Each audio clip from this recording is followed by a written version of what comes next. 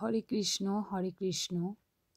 কৃষ্ণ কৃষ্ণ হরে হরে, হরে রাম রাম রাম হরে হরে। এক গ্রামে স্বামী ও স্ত্রী দুইজন সুখ স্বাচ্ছন্দ্যে বাস করছিল। তাদের একটি পুত্র সন্তান হয়। প্রাণধন পুত্রকে তারা লালন পালন করতে থাকে খুবই আদরে। একদিন সকালবেলা এক বাদর খেলোয়াড় দুটি বাদর নিয়ে খেলা দেখিয়ে পয়সা উপার্জন করতে যাচ্ছে। ভদ্রলোক বাদরুলাকে ডেকে বললেন, ভাই, তুমি প্রতিদিন খেলা দেখাতে কত করে টাকা পাও? বাদরওয়ালা বলল, 20-25 টাকা। ভদ্রলোক বললেন, এসো, আমাদের ছেলেকে তুমি সারা দিন খেলা দেখাবে এবং সন্ধেবেলা তোমার মজুরি নিয়ে চলে যাবে। ভদ্রলোকের কথা মতো লোকটি বাদর নিয়ে বাড়িতে ঢুকল। বাদর দেখে ছেলেটি খুব আনন্দ হলো। লোকটি খেলা দেখাতে আরম্ভ করল। ছেলেটি বাদর দেখে ছুটে এলো এবং সারা দিন বাদরের সঙ্গে খেলতে লাগলো। এইভাবে খেলতে খেলতে সন্ধে হয়ে আসলো। বাদরওয়ালা তার মজুরি নিয়ে চলে গেল। তারপর পরিশ্রান্ত ছেলেকে স্নান করিয়ে খাওয়ার ব্যবস্থা করলেন। খাওয়ার পর ছেলেটি বিশ্রাম করল। পরে স্বামী স্ত্রী দুইজন খাওয়া দাওয়া করে বিশ্রাম করলেন। রাত যখন 2টো, সেই সময় ছেলের ঘুম ভেঙে গেল।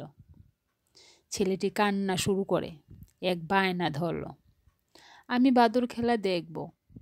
তার মা যথাসাধ্য চেষ্টা করলেন তাকে সান্ত্বনা দেবার জন্য, কিন্তু সে শান্ত হচ্ছে না দেখে স্বামীকে ডাকলেন, ওগো, দেখো গো, তোমার ছেলের অবস্থা দেখো, ওগো, ওঠো না গো।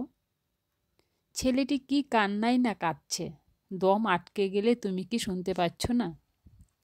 তখন তার বাবা উঠে মাকে বললেন, ওগো, তুমি তো মা, তুমি ওকে শান্ত করতে না পারলে আমি কি করে করব? আমি ওকে কি করে শান্ত করব বলো? ছেলেটির মা বললেন, ওগো, তুমি উঠো না গো, দেখো না, একবার চেষ্টা করে দেখতে তো পারো, ছেলেকে দেখো একবার। তখন ওর বাবা বলছে, ও কি বলছে? তখন ওর মা বললেন, এখন নাকি ও বাদর খেলা দেখবে। ভদ্রলোক বললেন, মহা মুশকিল, এই রাত্রিতে তোমাকে কোথা থেকে বাদর খেলা দেখাবো? কাল সকালে তোমাকে বাদর খেলা দেখাবো। ভদ্রলোকের স্ত্রী বললেন, ওগো, তুমি বাদর সাজো না, কারণ ছেলে কিছুতেই মানতে চাইছে না। তাই ভদ্রলোকের স্ত্রী ভদ্রলোকে বলল বাদর সাজার জন্য। স্বামীকে কাকুতি মিনতি করে বলছে, তুমি বাদর সাজো, তোমার গলায় দড়ি দিয়ে আমি লাঠি দেখাবো আর তুমি খেলবে, তাহলে ছেলে নিশ্চয়ই চুপ করবে। ভদ্রলোক মনে করলেন, বাহ, এই কথা একদম ঠিক বলেছে তো। স্ত্রীর কথায় তিনি বাদরের মতো সাজলেন। ভদ্রমহিলা তার গলায় দড়ি দিয়ে লাঠি দেখাতে লাগলেন এবং ভদ্রলোক বাদরের মতো চেয়ার টেবিলের উপর লাফিয়ে খেলা দেখাতে লাগলেন। এই দৃশ্য দেখে মহা আনন্দে ছেলেটি হাততালি দিয়ে হাসতে লাগলেন। কি আনন্দ! মাও খুশি, বাবাও খুশি, ছেলেও খুশি। তো এই ব্যাপারটা থেকে তোমরা কি বুঝতে পারলে? তোমাদের মতে তোমরা কি বুঝতে পেরেছো? অবশ্যই কমেন্টসে লিখে জানাবে। তো আমি এখানে বলছি, এটা থেকে আমরা যতটুকু বুঝতে পেরেছি সেটা হলো, কৃষ্ণ বহির্মুখ হইয়া ভোগবাঞ্ছা করে, নিকটস্থ মায়া তারা ঝাপটিয়া ধরে। পিচাসী পাইলে যেন মতিচ্ছন্ন হয়, মায়াগ্রস্ত জীবের হয় সে ভাব উদয়। এই জগতে জীব সকল মায়ায় আবদ্ধ হয়ে মায়ায় দাসত্ব করে চলেছে। অন্যের অসৎ কথায় কোনো বিচার না করে মেনে নিয়ে সুদুর্লভ জীবনকে নষ্ট করতে বসেছে। আমরা মদখুরের কথা মতো মদখুর হতে পারি, গাঁজাখুরের কথা শুনে গাঁজাখোর হতে পারি, চোরের কথা শুনে চুরি করতে পারি, স্ত্রীর কথা শুনে বাদর সাজতে পারি, কিন্তু এমনই দুদৈর্ঘ্য যে সাধুর কথায় আমরা সৎপথ অবলম্বন করে সাধু হতে পারি না। হরে কৃষ্ণ কৃষ্ণ কৃষ্ণ হরে হরে, হরে রাম রাম রাম হরে হরে।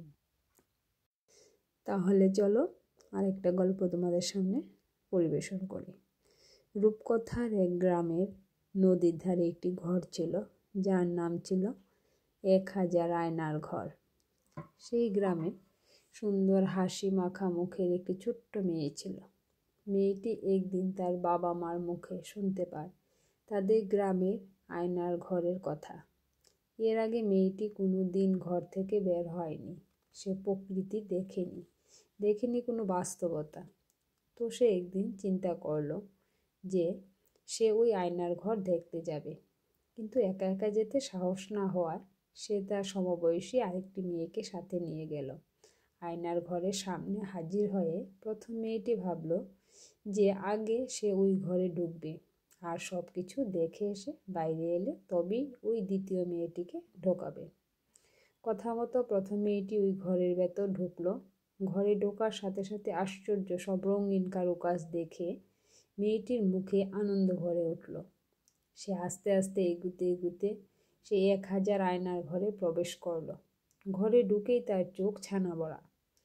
মেয়েটি দেখলো সেখানে ঠিক তারই মতো দেখতে আরও 1000 মেয়ে হাস্যোজ্জ্বল মুখে তার দিকে তাকিয়ে রয়েছে। সে যা করছে বাকিরাও ঠিক তাই করছে। মেয়েটি এবারে সব কিছু দেখে অনেক মজা পেয়ে বাইরে চলে এলো এবং তার সাথীকে সব ব্যাপার খুলে বলল এবং বলল যে এমন সুন্দর জায়গা আমি আগে কখনো দেখিনি। সুযোগ পেলেই এবার থেকে আমি এই জায়গায় চলে আসব। সব কথা শুনে এবারে দ্বিতীয় মেয়েটি কিছুটা ভয় ভয় মন নিয়ে ঘরের ভেতর ঢুকলো। ঘুরতে ঘুরতে আতঙ্কিত মনে সেও এবারে সেই 1000 আয়নার ঘরে প্রবেশ করলো। ঘরে ঢোকার সাথে সাথে মেয়েটি ভয় পেয়ে উঠল। ভয়ে মুখ ফ্যাকাশে হয়ে গেল, আতঙ্কিত হয়ে উঠল চোখ। সে খেয়াল করলো ঠিক তারই মতো দেখতে আরও 1000 মেয়ে আতঙ্কিত আর ভয়ার্ত চোখ তার দিকে তাকিয়ে রয়েছে। মেয়েটি যেই ভয়েতে 2 হাত তুলে বলছে, তোমরা কারা? সাথে সাথে বাকি 1000 মেয়েও 2 হাত তুলে ওর দিকে নজর দিচ্ছে।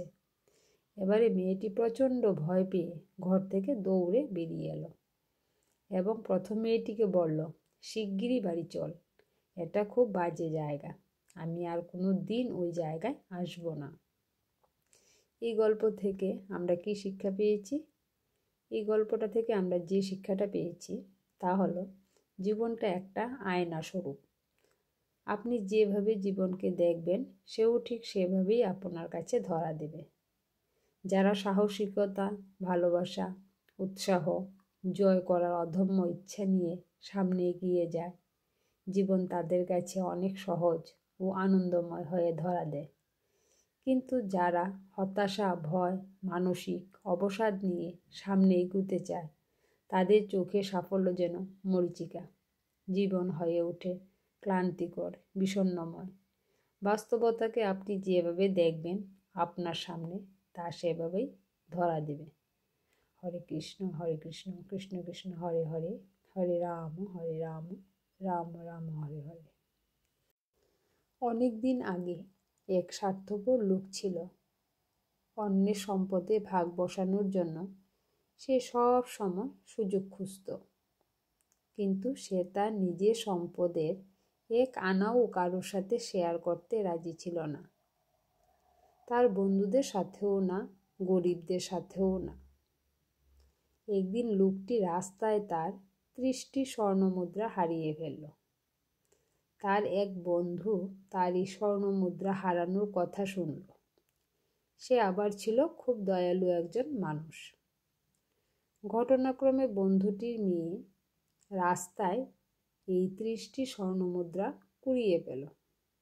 সে বাড়িতে ফিরে এই কথা জানালে তার বাবা বলে যে এটা নিশ্চয়ই তার বন্ধু হারিয়ে যাওয়া সে স্বর্ণমুদ্রা।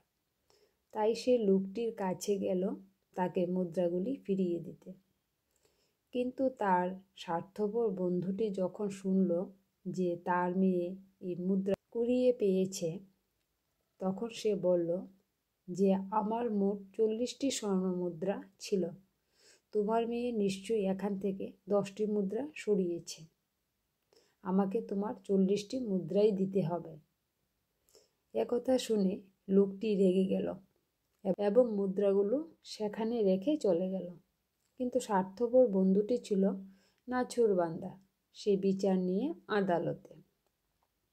বিচারক তার অভিযোগ মন দিয়ে শুনল এবং সেই বাবা ও তার মেয়েকে ডেকে পাঠালো।